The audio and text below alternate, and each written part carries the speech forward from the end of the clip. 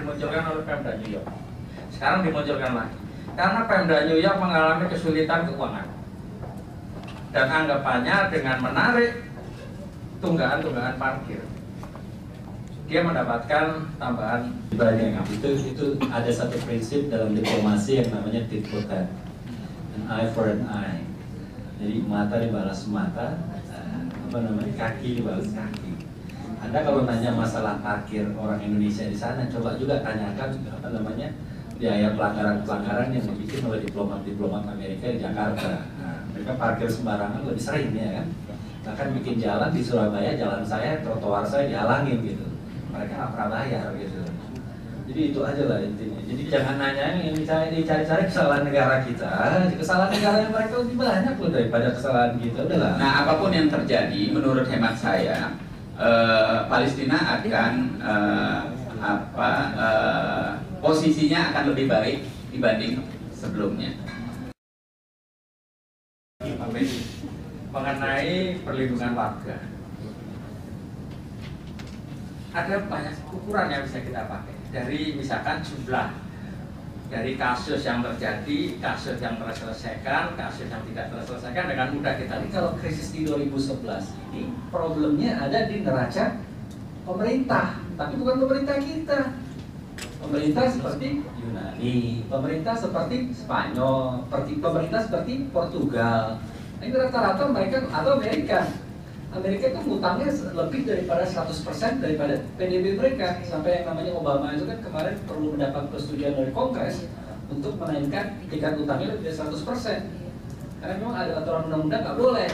Cuma kalau udah kepepet apa boleh buat gitu. Negara-negara di Eropa lain juga seperti itu. Yunani lebih parah lagi. Yang namanya Spanyol, yang namanya Portugal rata-rata 70-80%. Indonesia cuma berapa?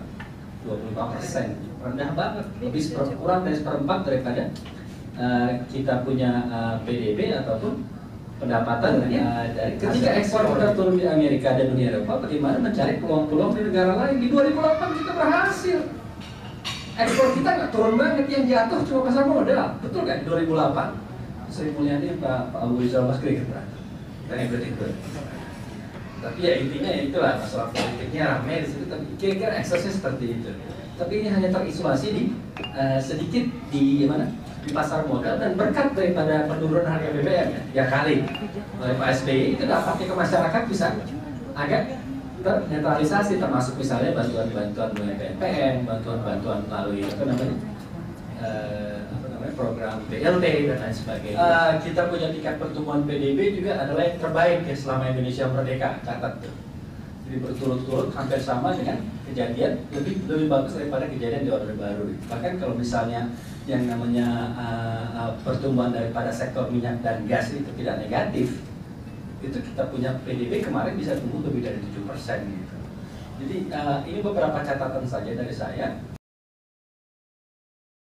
Pesan aja kepada Pak Teguh, Pak Mas Beki, dan khususnya teman-teman IC3D ya. Ini gagasan bagus sekali. Saran saya jangan buru-buru dijadikan buku, digali lebih banyak. Kalau bisa bekerja sama dengan Kemenlu dan dengan Parlemen, dan lebih bagus lagi dibuat tenggat waktu harus jadi sebelum 2014. Nah, sehingga ini bisa juga menjadi semacam warisan. Ini ada Pak Teguh Faizasyah, ya, Jubir Presiden untuk urusan luar negeri. Saya yakin kita semua memerlukan ini, ya, sehingga kita punya pegangan politik luar negeri kita yang sangat jelas. Nah, kalau digali narasumber yang lebih banyak lagi dan kita melakukan diskusi secara reguler seperti ini sampai kita menemukan betul, sehingga nanti apa yang tadi dipertanyakan itu bisa muncul di dalam bentuk KPI, ya, ukuran-ukuran yang jelas, apalagi bisa dikuantitatifkan, dan ini bisa diwariskan. Dan saya yakin dengan namanya saja, kalau ini diluncurkan sebelum 2014, Blue Books itu insya Allah akan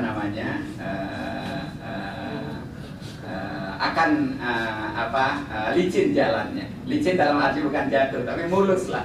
mulus jalannya. Terima kasih.